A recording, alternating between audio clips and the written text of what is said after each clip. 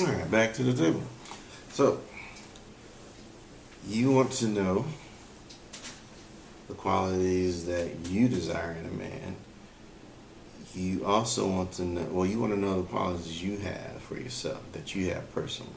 You also want to see and know enough about the guy to know the qualities he has, okay? And then you can approach him. Because knowing yourself is really, really important. Now, if you have a random question, somebody asks you, somebody new just off the cuff, you want to start with, for the right man, I will be X, Y, Z. And the reason why you want to say for the right man is because you don't really know who you want to be with until you actually kind of get to know them and can compare them to you. Just like going for a job, you don't want to go interview for a job, but you don't even really know why you would even want to work there. You got to have some type of allegiance, some type of confidence in that job to pursue it, just like you want to do with a particular man. Let's see.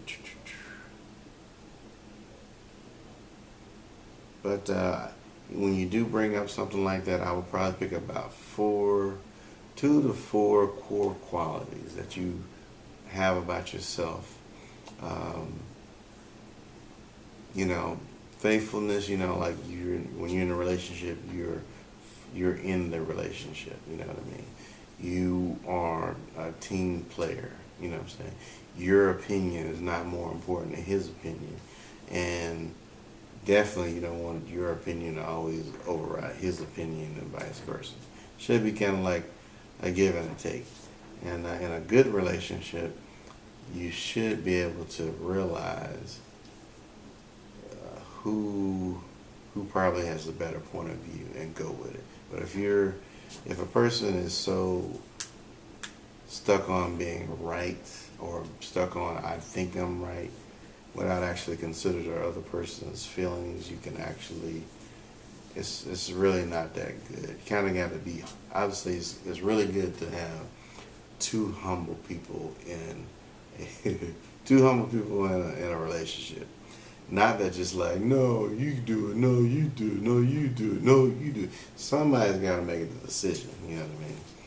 But it's got to be doing the best out of the knowledge that both of you guys have, All right, so that is my take on the question, what do you bring to the table? Hope it provides some insight on the question from my point of view as a guy. I'm curious about how it affects how guys interact with you, because it should kind of change things. To me, as a teacher, not for this particular situation, but in my experience, knowing who you're talking to is really important, because if you know who you talk to, you should be able to fashion like who you're talking to.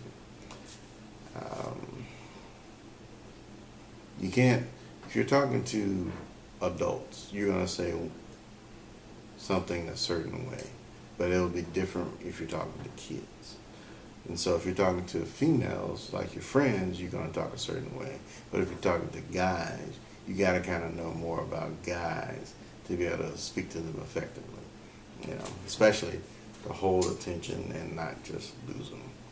But like, comment, subscribe, hit the notification bell, and hopefully this is all good and not offensive, not meant to be offensive. But, say la vie.